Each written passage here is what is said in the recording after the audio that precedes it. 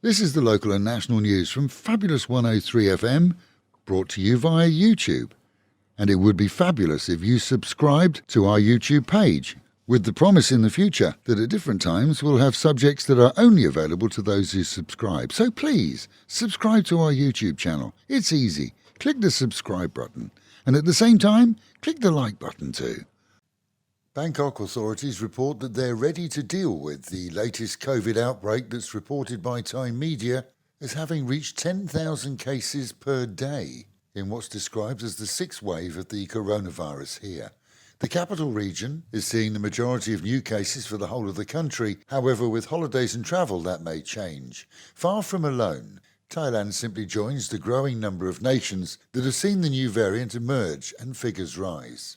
Currently, it's not the law that all wear masks in public. However, the majority of Thais do wear them at all times, and visitors will find that many stores and businesses make mask wearing a requirement, which they can, of course, legally do.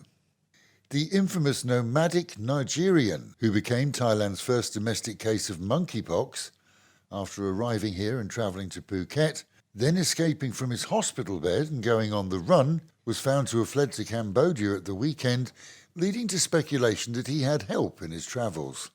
GPS tracking spotted him at the border near Aranyaprathet.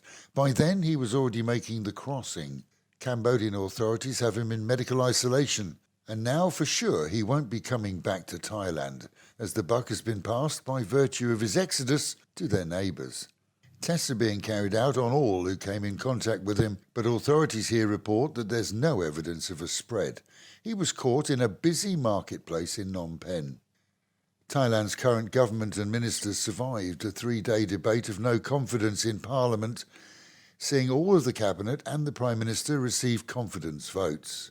This is an election in Thailand is due next year, unless set sooner by the Prime Minister. Quite why a rubber boat was allowed along with numerous others to carry passengers in the dangerous white waters of Chiang Mai's rivers as flow became dangerous due to storms hasn't been released by authorities. But there they continue to search for the half-Belgian, half-Thai man who fell from an inflatable boat as its operator navigated the seriously dangerous waters at the weekend. The boat owner and 3 other passengers survived. The search will continue today for the 30-year-old. Meanwhile at home and in Pattaya, as the weekend has seen the success of the windsurfing competitions along the seafront in Jomtien, police were kept busy with minor crime. In one case, yet another Indian filed a police report that he was robbed of his gold necklace, which he chose to wear, according to him, as he dallied through the city on a BART bus. Before, again according to him, he was accosted by a member of the third gender and relieved of it. He's claiming 30,000 baht in losses.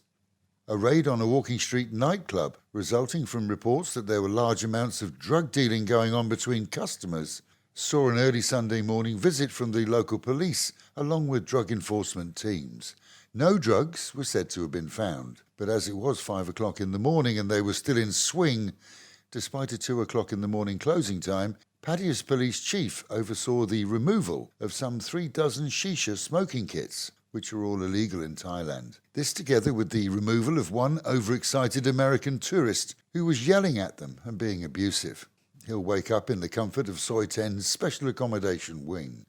And in an extraordinary story that has spread on social media like wildfire this weekend, what could be an episode of any popular soap opera unveiled as police are trying to make sense of statements coming at them from all angles. If you can follow this, you're doing well, as word on the street is that when one expat met another who'd previously dated his girl, they had a falling out.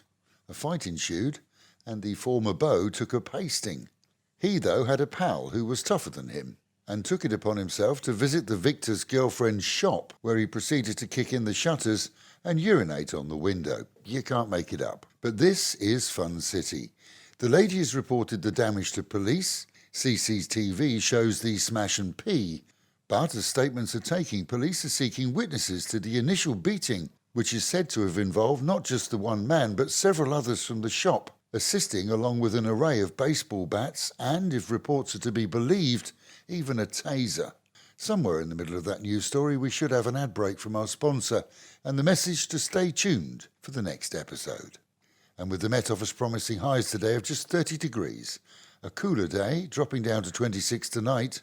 Local and national news today from Fabulous 103 FM and Fabulous Pattaya Media Group. And to get a notification every time we release another bulletin or program, like and subscribe to our channel, Fabulous Pattaya Media Group, by using the link below.